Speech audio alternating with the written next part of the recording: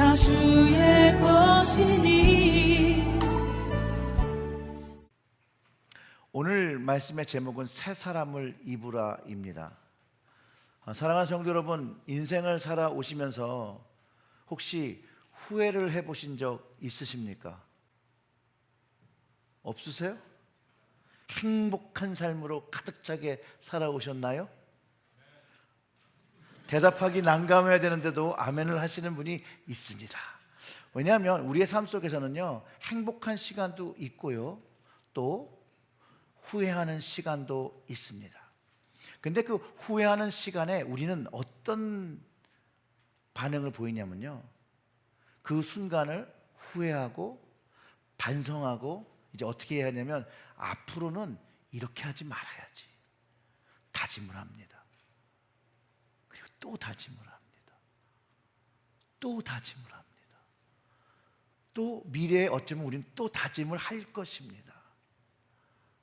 우리의 삶의 모습은 너무나도 fragile 하잖아요. 연약하잖아요.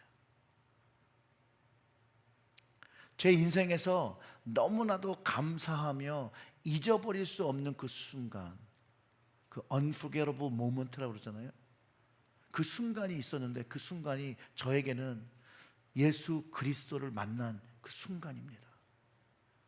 그리고 그 후로 하나님의 말씀의 능력이 경험되기 시작했는데, 어떨 때는 이 한 말씀으로 인해서 한 주가 너무나도 감동이 가득하고 기쁨이 가득한 그런 날들을 보냈다라는 거예요. 많은 말씀들이 있는데 그때 당시에 제 인생에 너무나도 충격처럼 다가오며 너무나도 이런 말씀이 나에게 주어졌구나 하며 감동했던 말씀이 고린도후서 5장 15절의 말씀인데, 제 인생의 시작을 찾고 가능성을 찾던 저에게는 너무나도 놀라운 감동의 말씀이었다라는 거예요. 그 말씀이 이런 말씀입니다. 그런즉 누구든지 그리스도 안에 있으면 새로운 피조물이라. 이전 것은 지나갔으니 보라 새 것이 되었도다. 이 하나님의 말씀이 이 복음을 통해서 제 인생 안으로 들어와 경험되어진 날이었습니다. 누구든지 아무나 그리스도 안에만 있다면 새로운 피조물, 새로운 인생을 살아갈 수 있다는 것이죠. 이전 것이 어떻게 얼마나 후회할지라도 이제 그것은 주님의 능력으로, 주님의 용서로 다 용서함을 받고 이제 새 것의 모습으로 하나님께서 원하시는 새로운 삶을 누릴 수 있는 기회를 얻은 것, 은혜를 경험했던 날입니다. 그때부터 제 인생에 감사한 순간과 기쁨의 순간이 후회하는 순간보다는 더 많아지게 된 것들을 경험했고 고백하게 됐다는 거예요. 하나님께서 나와 같은 자를 만나 주신 것, 그리고 나와 같은 자와 함께 동행하신다는 것이 얼마나 감동입니까? 얼마나 뿌듯합니까? 그런데 사실 여기서 동화의 이야기처럼 그렇게 만나서 너무 좋았다, 그리고 딱 끝나면 너무 좋을 텐데, happily ever after 이러면 참 좋을 텐데, 그게 제 믿음의 생활의 시작이었다라는 거예요. 끝이 아니었다라는 거예요. 그러면서 내가 생각하고 있던 하나님 자녀의 삶의 모습과 내가 살아가고 있는 하나님 자녀의 모습이 차이가 나기 시작한다는 거죠. 그러면서 고민하기 시작했어요. 갈등하기 시작했어요. 분명히 주님의 가르침과 그 뜻과 순종적인 삶을 살아야 되는 것을 알지만 말씀에 비춰진 저의 모습을 보면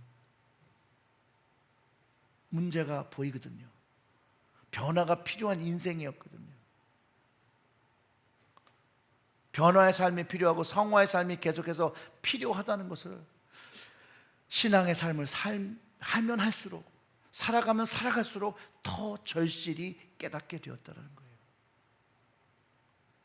정말로 주님께서는 저에게 선포하신 말씀이 누구든지 그리스도 안에 있으면 새로운 피조물이라 이전 것은 지나갔으니 보라 새 것이 되었다는 말씀을 철저히 믿고 새 것이 되었던 경험이 있는데 어느 날 갑자기 하나님의 말씀으로 비춰보니 새 것의 모습이 아니라 옛적의 모습으로 돌아가 있는 저를 발견하고 괴로워하기 시작했다는 거예요. 고민하기 시작했다는 거예요. 이런 갈등의 시간을 보내고 있을 때 오늘 본문의 말씀이 어떤 모습이 하나님이 기뻐하신 자녀의 모습이 되는 것이라고 깨닫는 은혜를 주셨습니다. 분명한 것은 주님과의 만남으로 새로운 피조물과 새 것이 된 경험이 확실하게 있었고 그 만남은 실제적인 거고 그 당시에 변화를 경험한 사건이었습니다. 그런데 저의 부족한 잘못은 주님과의 만남의 관계로 이어가지 못했다는 거예요. 우리가 살아갈 때 사람을 만나면 만나는 기점으로 사귐의 모습이 있을 때 그 만남이 깊어지는 것 같은데 주님과의 사귐의 시간을 가지고 살 때 저는 주님과의 사귀는 그 사귐의 시간에 문제가 있었어요. 그 릴레이션십이 그렇게 올바른 모습이 아니었어요. 뭐냐면 주님을 만나고 주님을 알려는 것보다는 주님에게 저만을 알리는, 내가 필요한 것들을, 내가 어떻다라는 것을 알리는 것을 전적으로 사귀는 어쩜 이기적인 사귐의 모습을 가지고 있었다는 것이죠. 그래서 늘 주님 앞에 내가 힘든 거, 내가 억울한 거, 내가 필요한 거, 하고 싶은 거 주님을께 나누고 이 모든 것들을 막 들어줘야 된다고 내놓으라고 했던 그런 시간이 있었는데요, 분명히 내 입술은 주님을 내 삶의 주인이라고 고백하는데 하는 행동은 내 삶에 내가 주인 되고 주님을 종처럼 부리는 그런 모습들이 있었다는 것이에요. 그래서 내가 필요한 것들을 채워주시는 해결사 정도 주님을 여겼던 그런 시간들이 있었다는 것이죠.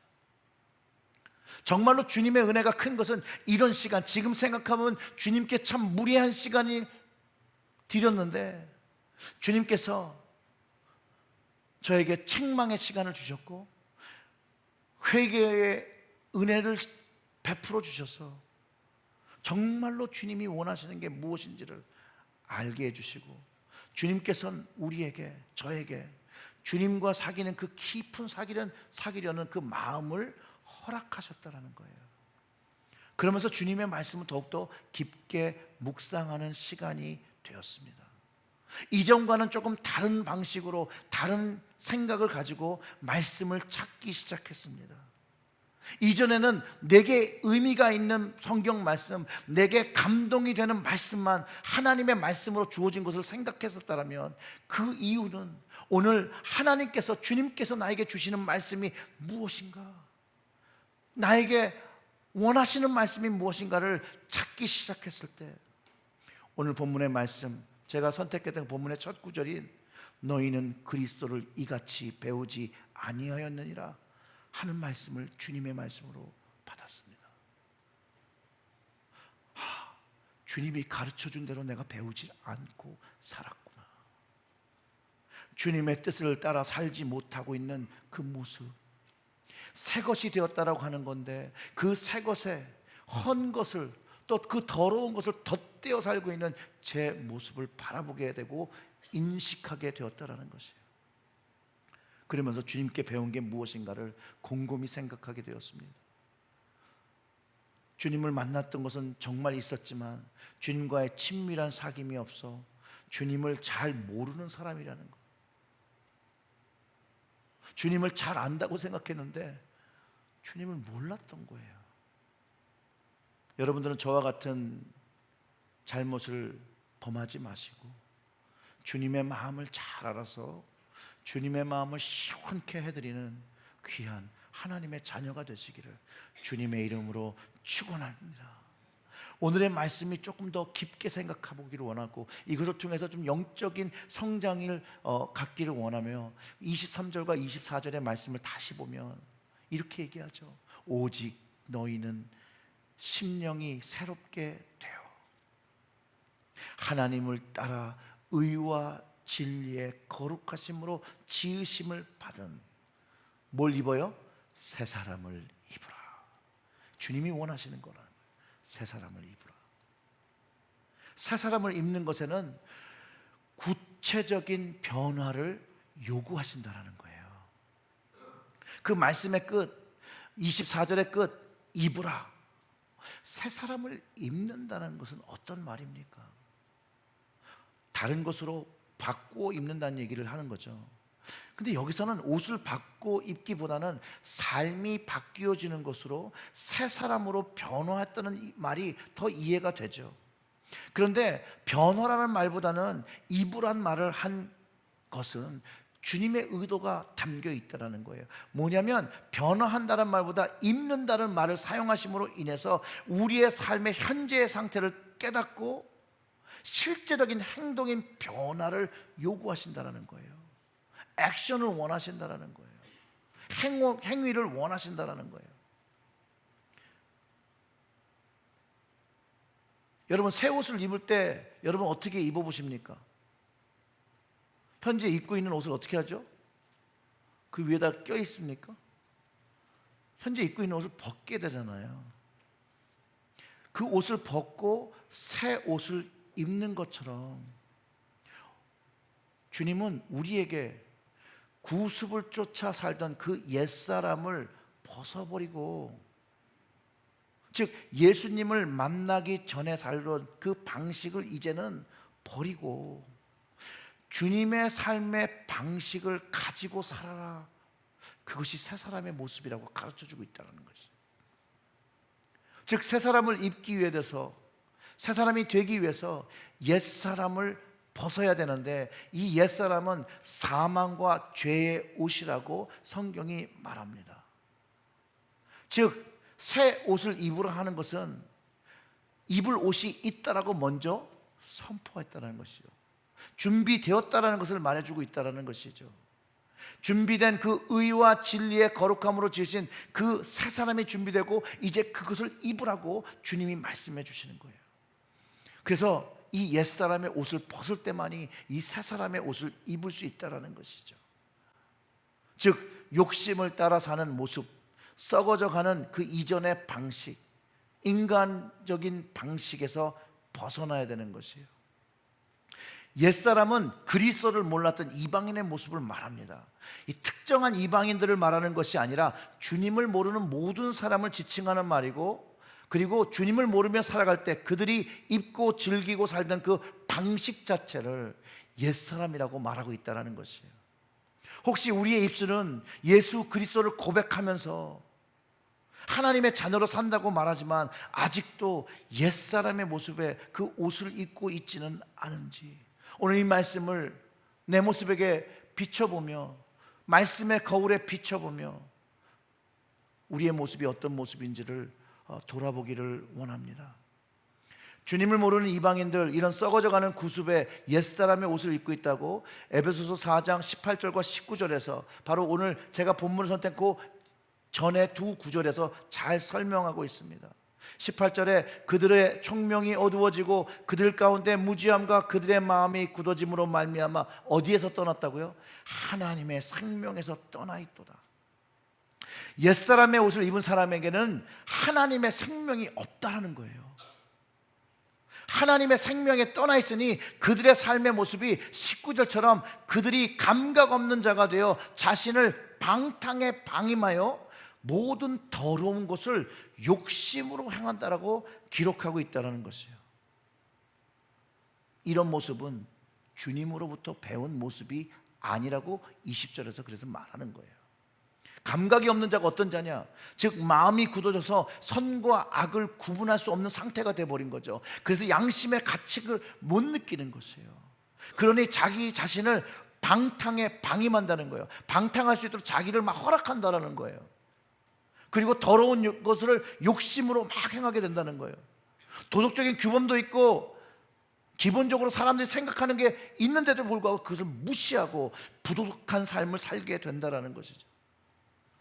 하나님의 이 관계 속에서 벗어나면 사람은 욕심에 붙잡혀 노예가 될 수밖에 없습니다.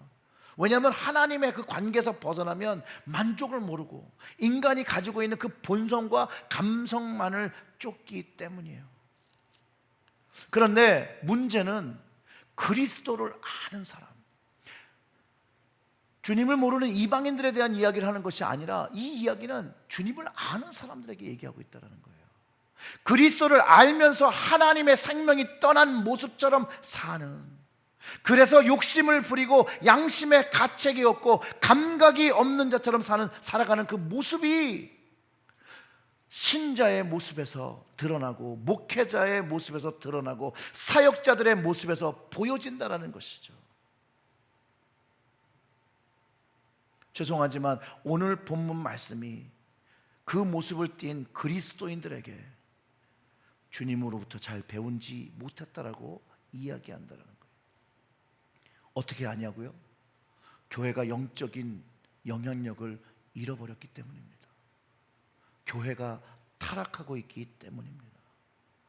그래서 오늘의 말씀은 우리의 모습을 진단하고 새롭게 주님이 희망하시는 그런 모습으로 변화할 것을 요구합니다.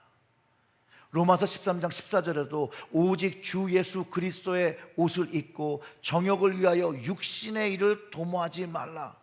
자, 이 말씀도 똑같잖아요. 교회에게 주신 말씀인데 육신을 도모하는 그리스도인들이 있었기 때문에 바울이 이 이야기를 하고 있다는 것이에요. 하나님을 모르는 백성에게 이 말을 하고 있는 것이 아니라 주님을 만났던 사람들에게 이 이야기를 하고 있다는 것이에요. 새 사람, 바로 그리스도의 옷을 입는 것이라는 거예요. 새 사람은 예수 그리스도의 옷을 입은 사람을 말하는 것입니다. 주님한테 배운 것, 예수 그리스도의 옷을 입는 것입니다.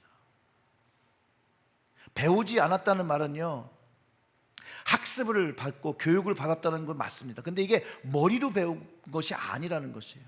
몸으로 배운 걸 얘기해요. 훈련에 가깝다라는 거예요. 체험 학습을 이야기하고 있는 것이에요. 주님의 종이 되어 제자가 되어 철저한 훈련이 되어져 가는 것, 즉 그리스도를 닮아가는 모습이라고 우리는 표현할 수 있어요. 주님이 하시는 그 모습을 보면서 주님 모습대로 내가 따라하는 거예요. 지식으로 아는 그리스도를 이야기하는 것이 아니라, 지식으로 배운 사랑하는 것이 아니라 주님께서 하신 그 모습을 보고 아, 이게 맞아, 이것을 선택하여 살아가는 거. 주님이 하셨으니까 그 일을 묵묵히 감당하는 그 모습, 그 모습이 그리스도의 옷을 입은 자의 모습이고 그리스도로부터 배운 사람의 모습이라는 거예요. 그런데 여러분, 현대의 교회와 현대의 그리스도는 이 그리스도를 배우는 부분이 너무 취약하다라는 거예요. 현대의 그리스도인들이 예수님을 배우는 것에 그치지 않고 예수님을 닮아 살아갈 수 있도록 교회는 영적으로 깨어서 주님을 닮아 온전히 사는 것에 우리의 삶을 나누어야 한다는 것이에요. 제가 정말 기도하는 것은 우리의 체일 교회가 예수 그리스도, 우리 주님을 닮아가는 공동체가 되기를 주님의 이름으로 축원합니다. 우리가 그런 삶을 살 때 그 진리의 예수님께서 우리의 가정을 변화시키고 우리의 교회를 변화시키게 된다는 것이에요. 그때가 바로 옛사람의 옷을 버리고 새사람 그리스도의 옷을 입은 사람의 모습으로 서게 되는 것이죠. 옛 옷에 덧대어 있는 것이 아니라 완전히 벗어버리고 주님이 주신 새 옷을 입고 주님의 옷을 입고 살아가는 것. 그래서 여러분, 이 옷을 여러분 날마다 입으시기를 주님의 이름으로 축원합니다. 주님은 이 그리스도의 옷을, 이 새 옷을 날마다 주신다라는 거예요. 날마다. 김영준 목사님이 쓰신 하나님께로 돌아온 연습이라는 책에 보면요, 남아프리카의 그 부족에 대한 이야기를 소개합니다. 그 이유가 뭐냐면 이 부족은 범죄 발생률이 아주 적대요. 극소수라는 거예요. 그러다가 어쩌다가 죄를 짓는 사람이 나타나면 이 바벤바족은 아주 기발한 방법으로 이 죄인을 치리한다는 거예요. 누가 죄를 지었어요? 그러면 그를 마을 한복판 광장에 세우고 마을 사람 모든 남녀노소가 다 일을 중단하고 광장으로 몰려서 이 죄인을 둘러싸고 원을 만듭니다. 그리고 돌아가면서 한 사람씩 소리를 친다는 거예요. 뭘 외치냐면 그 죄인이 과거에 했던 좋은 일을 칭찬한대요.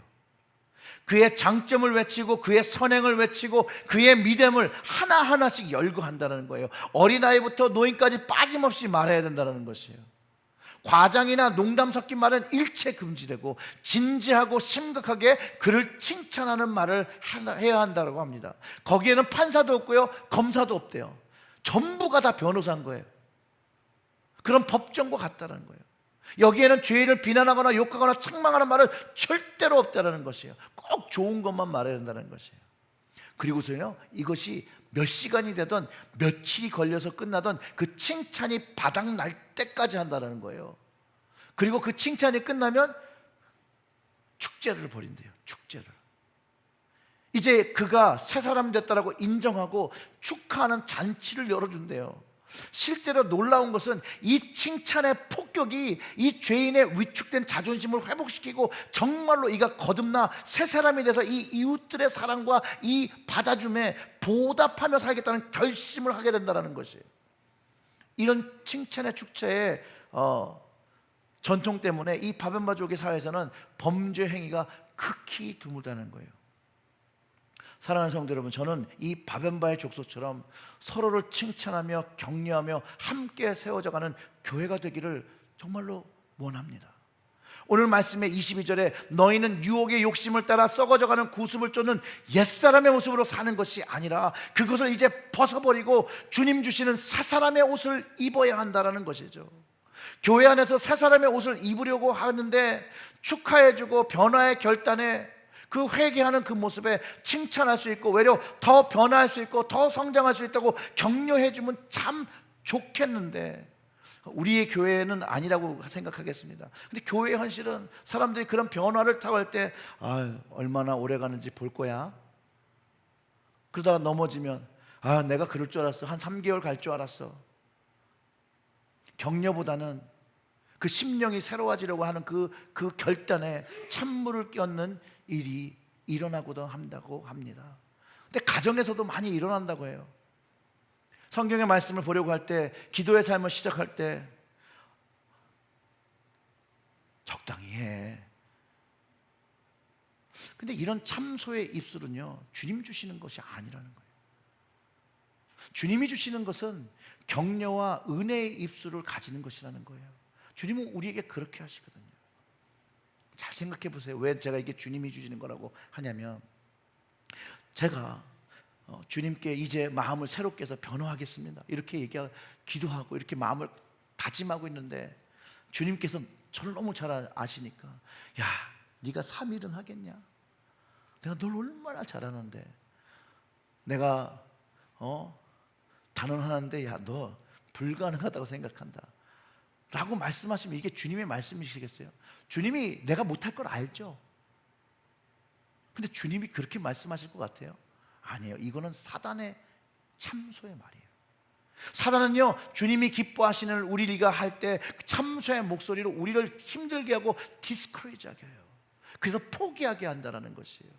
우리는 이런 인성을 주님께로 나아갈 때, 하나님께로 나아갈 때 내 안에 있는 내 목소리로 우리는 자꾸 그렇게 생각하게 된다는 거예요. 무시하세요. 근데 주님은 진짜 이런 말씀을 하십니다.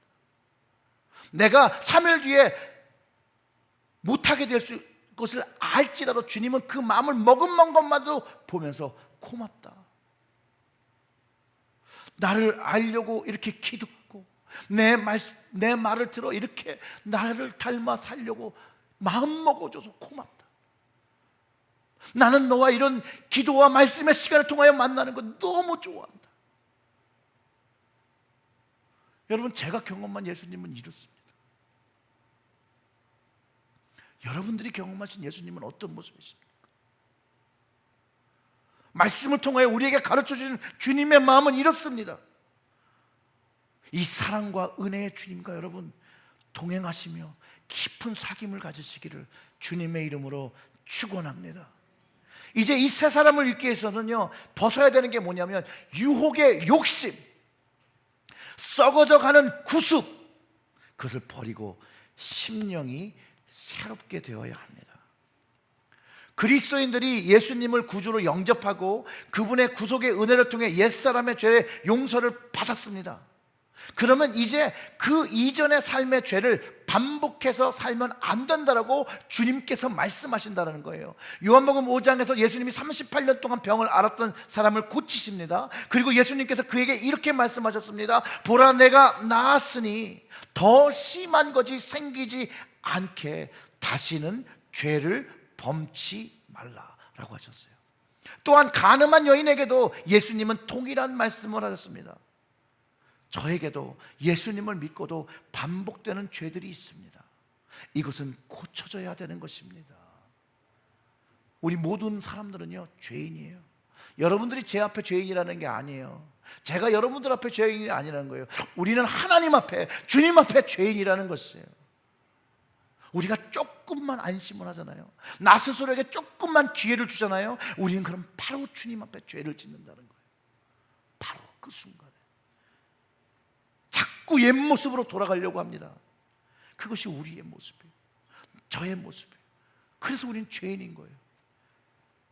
그런데 예수님은요, 그런 저를, 그런 우리가 회개의 모습으로 나올 때마다 용서하신다는 거예요. 또 속을지라도 또 용서하신다는 거예요. 알지만 또 용서하신다는 거예요. 회개할 때마다 용서해 주신다는 거예요. 그 용서하심을 믿고 그 죄의 자리, 그 욕심의 자리, 하나님을 모르는 자리를, 그 구습의 자리를 떠나서 이제 하나님의 임재를 사모하며 그 임재의 자리로, 은혜의 자리로, 십자가의 자리로 움직여야 된다는 것이에요. 이것이 주님의 옷을 입는 것입니다. 예수님께서 새술은 새 부대에 넣으라고 가르쳐 주셨죠. 근데 우리는 자꾸 새술을 계속해서 헌부대에 옛사람의 부어놓으니 이것이 찢어지고 새술이 다 바닥으로 흘러버린다는 것이. 여러분, 씨 뿌리는 자의 비유를 기억하십니까? 이것은 땅의 비유예요. 땅의 비유. 땅이 어떻게 준비되는 거에 따라 하나님의 말씀을 받고 많은 열매를 맺게 된다는 비유죠. 좋은 열매를 얻기 위해 땅을 준비하는 것, 바로 심령을 새롭게 하는 것입니다. 여러분, 거친 땅을 경작하기 위해 가장 먼저 해야 되는 것이 무엇입니까? 눈에 보이는, 내가 심어야 되는 그 땅이 밭이 되기 위해서 가장 큰 것들을 먼저 움직입니다. 나무가 있으면 나무를 뽑아야 되고요, 큰 바위가 있으면 드러내야 돼요. 그러면 이제 씨를 심을 수 있습니까? 아니죠.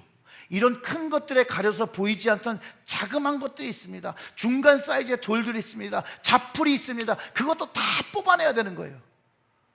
이렇게 하면 이제 심을 수 있습니까? 아니요.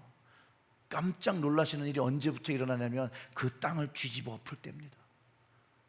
땅을 뒤집어 엎으면요, 거기서 수많은 돌들이 자리 잡고 있거든요.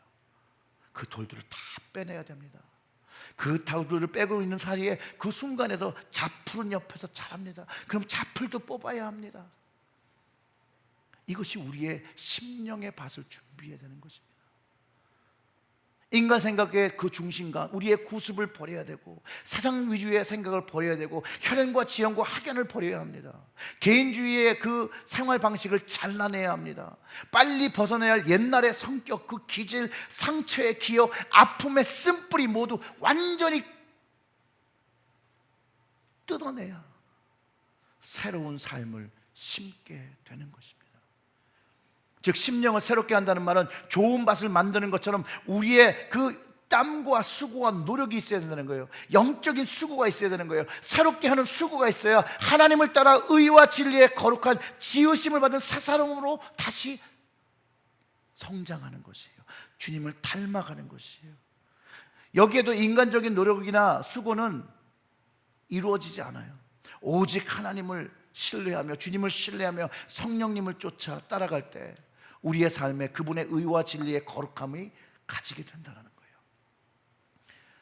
심령이 계속해서 새로워지려면 우리는 성령을 쫓아 행해야 합니다. 갈라디아서 5장 16절부터 18절의 말씀에 내가 이르노니 너희는 성령을 따라 행하라. 그리하면 육체의 욕심을 이루지 아니하리라. 우리가 옛사람 되려고 자꾸 가는 그 길을 막을 수 있는 방법은 우리가 성령을 따라 행할 때 이 육체의 욕심을 거스른다는 거예요. 육체의 소욕은 성령을 거스르고 성령은 육체를 거스르나니 이들이 서로 대적함으로 너희가 원하는 것을 하지 못하게 함이니. 즉 우리가 원하는 것을 하지 못하게 하고 주님이 원하시는 것들을 내 인생을 통해서 나타나게 한다는 것이에요. 18절에 그래서 이렇게 얘기하죠. 너희가 만일 성령의 인도하시는 바가 되면 율법 아래 있지 아니하리라. 어디 있다는 거예요? 하나님의 은혜 아래, 하나님의 구원 아래, 하나님의 그 기쁨 아래 우리가 거하게 된다는 것이에요. 육체의 소욕을 쫓지 않게는 성령의 소욕을 쫓아야 되고요. 그 성령의 소욕을 쫓는 사람들은 바울의 말처럼 날마다 십자가 아래서 죽어야 합니다. 날마다 십자가 아래서 옛사람을 뽑아내고 버리는 것입니다. 그리고 주님께서 우리에게 주셨던 그 은혜의 그리스도의 옷, 그 용서의 옷, 은혜의 옷, 그것을 그 자리에서 그날 입고, 그리고 나의 삶의 자리로 돌아가서 그리스도의 옷을 입은 자의 모습으로 살아가는 것이라는 거예요. 그것을 하나님을 따라 의와 진리와 거룩함으로 지으신 받은 새 사람의 모습으로 살아간다는 것입니다. 사랑하는 성도 여러분, 다른 것을 쫓지 마시고 성령님을 쫓아서 날마다 주님께서 주시는 은혜를 경험하시고 주님께서 주시는 그 은혜의 옷을, 용서의 옷을 입고 살아가시며 하나님이 주시는 구원의 기쁨을 누리고 살아가시기를 주님의 이름으로 축원합니다. 기도하겠습니다.